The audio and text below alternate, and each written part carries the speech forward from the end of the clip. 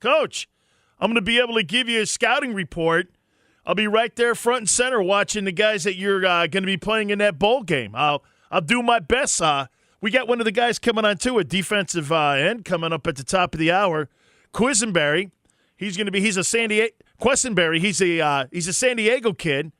And I'll be able to give you a little insight here after I go there this weekend.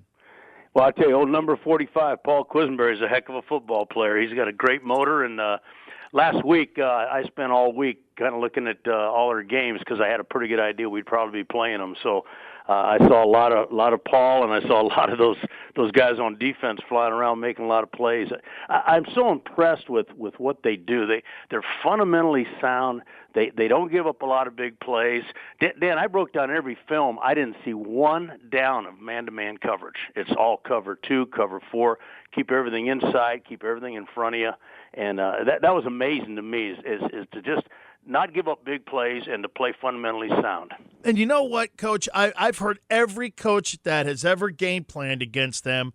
When you play against one of the military schools, you're always going to get fundamentally sound kids. Now, I guess that's in the discipline of what they're there actually for when you watch these guys prepare. But, hey, man, when you see the way they run the football, they're always like in the top 30, aren't they, when it comes to running the football? Oh, they are. They're in the top 3 or 4. And what happens is, Coach Long's got to stop them on defense. I don't have to worry about it. And this week I'm going to enjoy watching the game because I'm just going to look at it from a personnel standpoint. I won't get a lot out of it fundamentally or scheme-wise because, they're playing two option-type teams. So it'll be a little different when we play, but I'm looking forward to the game. I tell you, you talk about bucket list games. I was telling my wife the other day, this is one of those games that someday I just love to go back and watch the Army-Navy game. It would be awesome. One of the things that I'm looking forward to is the pageantry of it. And, Coach, the reason that I like college football more than I do pro football is because, we try to stick with some of the traditions. Now, obviously, some of the traditions have been destroyed because of television and network TV and all the money that's being thrown around. But Army, Navy, Yale, Harvard, I know people look at me and go, wait a minute, you played in Miami and Florida State rivalry. And I go, yeah, but those are old school rivalries and what I was brought up on. Exactly. And, like I said, I've been watching Army-Navy games since I was a little tiny kid, and I've just got the utmost respect for these guys.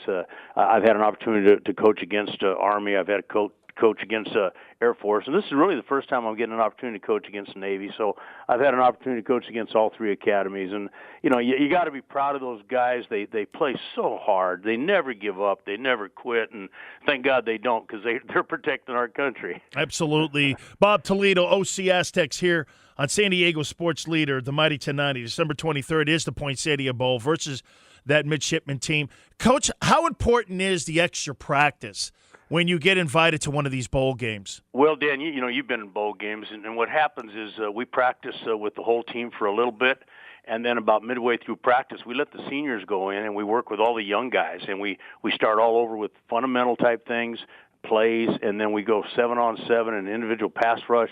And then we end up with team, and it ends up being pretty physical for those young guys. So it's a great opportunity for them to get a head start on spring ball. It's a great opportunity for them to kind of catch the eye of the coaches. If they want to be in the 2 deep next year, this is an opportunity prior to spring practice to kind of catch our eye.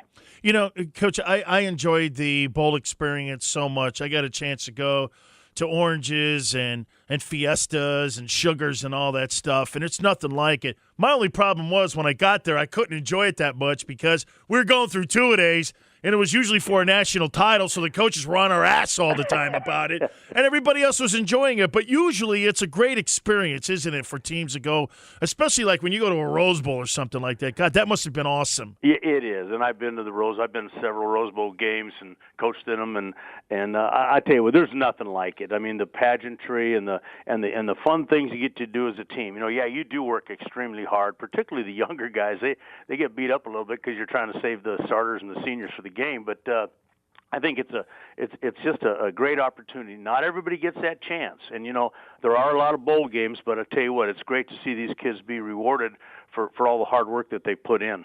Coach, I'd be remiss if I didn't ask you what you thought of the selection committee, and I'm going to ask you, I think, the simplest question, and I think this probably would give the broadest answer on what this thing looked at.